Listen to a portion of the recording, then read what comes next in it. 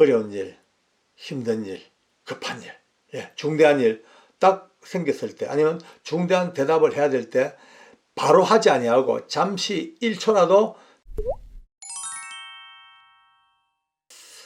지난 시간까지는 느헤미야가 멀리 쫄딱 망해버린 조국 이스라엘의 예루살렘까지 가서 직접 현장을 살펴보고 돌아온 동생에게 모든 이제 보고를 받자마자 그때부터 울지요. 마음이 아파. 그 불타버린 도성, 빛나는 유산에 그 나라가 이렇게 쫄딱 망했다니까 금식하며 울고 기도하고 그렇게 무려 넉 달 동안을 지냅니다. 물론 넉 달 동안 출근했는지 아닌지 모르겠습니다만 어쨌든 시간상으로는 넉 달이 지났어요.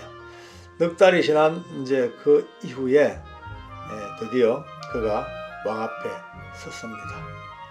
그런데 왕이 딱 보니까 얼굴빛이 안 좋아요. 그렇겠죠.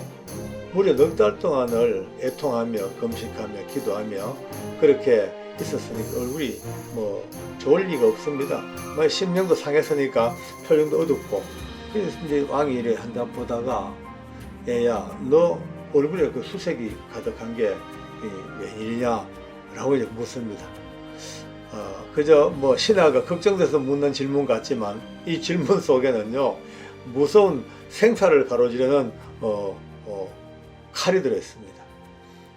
옛날 그 당시에는 이제 왕들에 대해서 모반이라든지 독살 이런 것들이 워낙 횡행했으니까 항상 측근들을 살피는 게 왕들의 주 임무입니다. 뭐 자기의 생존을 위해서 혹시 눈빛이 안 좋은 신하가 없는지, 혹시 얼굴이 어두운 신하가 없는지, 혹시 마음에 역심을 품은 자가 없는지 늘 살펴봐야 돼요. 만약에 그렇다면 빨리 없애버려야 돼. 우리나라의 그 유명한 궁예 있죠, 궁예. 궁예가 관신법으로 얼마나 많은 신하들을 죽였습니까? 궁예 보니까 저는 마음에 역심이 있어 없애라. 나는 사람을 볼 줄 안다. 이러니까 할 말이 없어요. 오늘 이 왕의 느헤미야를 향한 질문도 그 속에 생과 사가 가로지는 분기점이 딱 놓여 있습니다. 너 왜 그래 얼굴이 수색이 가득하냐? 왜 근심이 가득하냐? 라고 물을 때에 그때 느헤미야가 성경에 보니까 너무 두려워하고 너무 겁이 나고 그렇죠. 자기도 생사가 걸렸으니까 너무 두려워하면서도 대답을 합니다. 근데 여기서 느헤미야의 센스가 굉장히 돋보입니다. 왜냐하면 만약에 저나 내 조국 저 이스라엘 예루살렘 성이 다 부서지고 그래서 내가 마음이 아파 이렇게 얼굴색이 어둡습니다 라고 하는 순간 까딱 잘못하면 반역죄에 걸려듭니다. 내 나라 망해가지고 오니까 너그 나라하고 지금 적인데 있잖아요. 그러니까 느헤미야가 말을 돌립니다. 우회해서 뭐라 하냐? 전하, 우리 조상들이 묻혀 있는 그 무덤이 있는 그 예루살렘 성이, 그러니까 쉽게 말해서 나라와 나라의 관계가 아니고 내 개인의 조상이 묻혀 있는 효심 어린 효성의 이야기를 해버려. 그러니까 내 조상들의 내 열조의 무덤이 있는 그 성이 다 불타고 회파되었다니까 그 말 듣고 내가 너무 마음이 아파 불효의 마음을 안고 후손된 마음으로 이렇게 얼굴이 어둡습니다 라고 이제 대답을 합니다. 그런데 대답을 했지만 아직도 미지수예요. 왕이 어떻게 생각할지는 아무도 모릅니다. 근데요 바로 그때 왕이 그래 그럼 뭐 어쩌라 말이냐, 내가 너한테 뭘 해줄까, 너 원하는 게 뭐냐 라고 이렇게 묻습니다. 이제 뭐 어떻게 하면 되겠냐 라고 묻네. 와, 이건 진짜 대반전이죠. 자, 이쯤 되면요 누구나 다 아싸 이제 살았다 이제 아싸 하고 이제 드디어 자기 마음먹은 것을 얘기할 거 아닙니까? 근데도 이 느헤미야는요 아싸 하지 아니하고 잠시 하늘의 하나님께 묵도하고. 저는 개인적으로 이 말씀을 너무 좋아합니다. 어려운 일, 힘든 일, 급한 일, 중대한 일 딱 생겼을 때, 아니면 중대한 대답을 해야 될 때 바로 하지 아니하고 잠시 1초라도 잠시 하늘 하나님께 잠시 묵도하고 대답하는 이거. 이거는 진짜 하늘과 땅을 움직이는 능력이 있는 센스입니다. 그리고 대답을 합니다. 근데 그것도 뭐 이렇게 해주시고 이거 하고 그래 하지 아니하고 항상 서두를 왕에게 먼저 돌립니다. 왕께서 기뻐하시면, 왕께서 허락하시면, 왕께서 좋아하신다면, 왕께서 이 말을 즐거이 하신다면 저를요, 우리 또 조상들, 또 조상을 팝니다. 조상. 우리 조상들이 묻혀있는 그 예루살렘 성에 저를 보내셔서 그곳을 좀 이렇게 바로 세우고 중건하게 하고 그렇게 하게 해 주십시오. 라고 이제 부탁을 합니다. 이 왕이 느헤미야를 얼마나 사랑했는지 대충 알겠어요. 왜냐면요, 그쯤 되면 알았다 하든지 뭐 안 된다 하든지 할 건데 또 묻습니다. 뭐 기한을 정해라. 갔다 빨리 오너라. 나 너 보고 싶다. 너 없으면 안 된다. 그러니까 기한을 정해서. 그러니까 이제 기한을 딱 정하고 그래 옵니다. 그때요, 성경에 보면 너무 재밌는 장면 하나가 싹 지나갑니다. 우리 이제 영화 같은 데 보면은 카메오라고 하죠. 카메오. 가끔 슥 지나가는 어떤 장면 하나, 거기에 아주 유명한 배우들이 하나, 어느 사람들이 슥 지나가는 장면이 하나 있습니다. 그와 마찬가지로 이 성경에 보니까요, 이런 대화가 오고 가는 그 가운데 슬쩍 스쳐 지나가는 한마디가 그때의 왕후도 왕의 곁에 앉아있더라 라고 살짝 언급을 합니다. 이 왕후가 누굴까요? 저는 제 생각에는 분명히 에스더 왕후라고 생각합니다. 에스더. 바로 지금 이 임금의 어머니. 어머니. 왜냐하면은, 이 왕의 부인일 수도 있어요. 왕후니까. 그런데 왕의 부인이라면 굳이 이 성경에 이 말씀을 넣을 필요가 없습니다. 아무 이유 없는 사람이 있을 수가 없습니다. 일찍이 유대인으로서 그 페르시아의 궁정의 왕후가 돼가지고 유대인들이 전부 다 몰살당할 지경에 이때를 위함이 아닌가 하고 분연히 금식하며 왕에게 호소하여 온 민족을 살렸던 그 에스더. 얼마나 사랑받는 사람이었을까요? 또 아들 되는 아닥사스다 임금, 오늘의 이 임금이에요. 물론 에스더가 낳은 인물은 아니에요. 그러나 에스더가 어릴 때부터 모후로서 키워온 그 아들, 그 옆에 앉아있어. 그러니 이 모든 일들이 이루어지는 이 엄청난 일들의 그 밑바탕에는 너무나 놀라운 에스더 왕후의 이 영향력 아마 있지 않았을까 그런 생각을 제가 해봅니다. 이거는 제 생각이니까 성경 어느 구절에도 이 왕후가 누구인지 표시는 없습니다만은 생각건대 그럴 것입니다 아마. 자, 여기서부터 이제 느헤미야의 탁월성이 나오기 시작합니다. 어떻게 할까? 어떻게 해줄까 하니까 이제 제가 이제 저 이스라엘 예루살렘의 총독으로 이제 내려 보내실 텐데 그 가는 길까지 저를 안전하게 지켜줄 수 있는 전하에 의인이 찍힌 통행증을 무사 통행증을 제게 주십시오 라고 부탁합니다. 왜냐하면은 가는 길이요 넉 달이 넘는 길입니다. 그 먼 길인데 가다 보면은 강도라든지 다른 뭐 관리라든지 총독들이 얼마나 많아요. 근데 그들이 아무리 세다 하더라도 페르시아 임금의 도장 앞에서는 아무도 심지어 강도들도 꼼짝 못합니다. 만약 강도들이 페르시아 임금의 도장에 찍힌 그 통행증을 무시했다? 그러면요 페르시아의 국력을 다 모아서 강도들을 다 침멸하고 할 텐데. 그러니까 아무도 페르시아의 임금의 도장에 찍힌 통행증은 방해할 수가 없어. 완벽한 가는 길을 이제 보장받았습니다.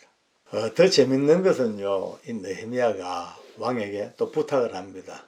전하, 제가 가면 빈손으로 갈 수 없습니다.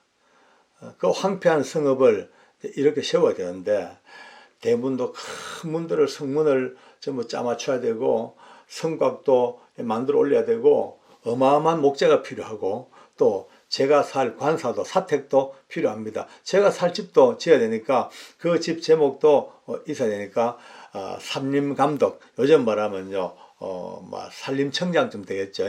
산림청장에게 명을 내리셔가지고 좋은 목재를, 거기에 쓸만한 목재를 전부 다 가져갈 수 있도록 그렇게 좀 부탁을 드리겠습니다. 라고 또 이제 그렇게 부탁을 합니다. 그것도 또 왕이 오케이 합니다. 그런데 이럴 때마다 느헤미야가 하는 말이 있습니다. 그냥 자기가 부탁해서 왕이 들어줬다 이런 얘기가 아니고 내 하나님의 선하신 손길이 함께 하심으로, 이게 왕의 마음을 움직인 것도, 이런 부탁을 할 수 있는 것도 선하신 하나님의 손길이 늘 도우고 계시기 때문이라고 그 모든 원인자를 하나님의 권능으로 돌리고 있습니다. 맞습니다. 이게 맞습니다. 예. 그런데 더 재밌는 거는요, 이 왕이 한수 더 뜹니다. 야, 그것도 다 좋은데 그래도 위험해. 그러니까 아니 성경에 보면요, 군대 장관을 보내요. 군대 장관. 야, 요즘 국방부 장관까지는 안 되겠습니다만 군대 장관이니까 아마 총사령관쯤 되겠죠. 어쨌든 국방장관이든 총사령관이든 그 높은 군대 장관과 마병들을, 그러니까 기병대들을 쫙 보내가지고 그 가는 길을요 같이 호위해서 지켜줍니다. 여러분, 성경에서 가끔 이런 기가 막힌 일들을 봅니다. 상상도 못할 배려가 있습니다. 어찌 이런 일이 있을까? 어찌 이런 일이 있을까? 선하신 하나님의 손길입니다. 그리 않고서야 역사를 주관한 하나님의 손길, 이거는 그리하지 않고 도저히 이해가 안 되는, 설명이 안 되는, 그러니까 하나님께서 세계 역사를 주장하시고 민족들을 주장하시고 개인을 주장하신 그 엄청난 역사의 주관자이신 하나님을 오늘 우리는 인정하지 아니할 수가 없습니다. 한번 상상해 볼까요? 여러분요, 엄청난 대열이 지나갑니다.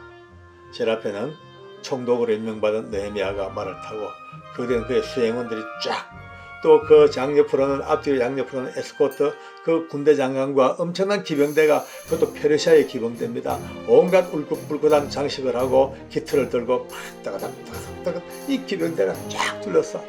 그러다 그 뒤에는요 보급 물자가 쫙 실려와. 왕에게는 제목 목재 달라 했지 어디 목재만 왔겠습니까? 엄청난 군량미, 엄청난 의복, 기타 등등 이런 것들이 쫙 깔리고, 그 뒤에는요 그 코끼리나 낙대들에게 끌려서 어마어마한 양의 나무가, 목재가, 건축 자재가 쫙 가는 그 장관을 한번 보십시오. 저는 이 생각하니까 그 가슴이, 사진 찍어놨으면 참 좋겠어요. 이 영상으로 봤으면 얼마나 좋겠어요. 자, 점점점 이제 예루살렘에 접근합니다. 이제 그 근처를 관할하는 총독들이 또 있습니다. 위에는 사마리아 총독도 있고 강서태 쪽에 이렇게 각각 그 다스리는 총독들이 있어요. 근데 느헤미야가 그 예루살렘 성 가까이 가면서 가장 가까이 사마리아 성의 총독인, 이제 오늘 이름 꼭 기억해 두시고 산발랏을 기억하셔야 돼요. 산발랏. 이름도 참 경망스럽죠. 산발랏. 기억해놔야 될 인물입니다. 앞으로도 계속해서 나올 인물이고, 또 이스라엘 대적자고 기어이 또 두 손 두 발 다 드는 인물이기 때문에 꼭 기억해놔야 돼요. 이 산발랏에게 드디어 페르시아 임금의 조서를 줬습니다. 보니 그게 상세하게 예루살렘 성을 중건하고 기타 등등 모든 것을 왕이 허락한 도장에 딱 찍혔습니다. 그러니까 성경에 이렇게 기록되어 있습니다. 이스라엘을, 그리고 예루살렘을 중건하려는, 흥왕케 하려는, 아주 흥하고 왕성하게 흥왕케 하려는 사람이 왔다 함을 듣고 모두가 다 심히 근심하더라. 이제는 자기들의 영향력이 사라졌어요. 지금까지는 그 지역을 자기들 총독들이 딱 장악하고, 그 가장 빛났던 예루살렘 성은 다 지금 망해졌으니까 다 초토화돼 버리고 전부 다 완전히 다 박살났으니까 자기들이 주장을 했는데, 이제 드디어 이 예루살렘을 중건하고 이것을 다시 한번 세우기 위해서 왕의 조서를 가지고 도착한 이 느헤미야를 보면서 모두가 다, 야, 이게 이제 어떻게 될 것인가, 우리 다 살았다 이제, 앞으로 이 판도를 어떻게 할 것인가 라고 걱정하면서 드디어 그들이 심히 근심하는 이 일이 드디어 오늘 세 번째 드라마의 대미를 장식합니다. 앞으로 이제 계속해서 이어지는 이 드라마 같은 이야기들, 그 난관과 더 어려움을 다 뚫고 기어이 조국의 성을 건설하는, 잃어버린 성을 다시 한번 건축하는 위대한 사람들의 이야기가 계속 이어지겠습니다. 감사합니다. 기도하겠습니다. 하나님 감사합니다. 망해버린 나라를 다시 이렇게 세우고 죽어져가는 사람들을 다시 세워 올리는 이 느헤미야의 피눈물 나는 애국의 이야기가 그저 지난날 먼 옛날 이야기가 아니고 오늘 우리 시대에도 꼭 필요한 우리와 합당한 오늘 우리의 이야기 다시 한번 깊이 깨닫고 우리 모두가 다 모든 것을 뛰어넘어 나라와 민족을 새롭게 살리고자 하는 뜨거운 열정으로 순수하게 믿음으로 주님 앞에 간구하며 사는 우리 모두가 될 수 있도록 하나님께서 우리를 축복해 주시옵소서. 예수님 이름으로 감사하며 기도드립니다. 아멘.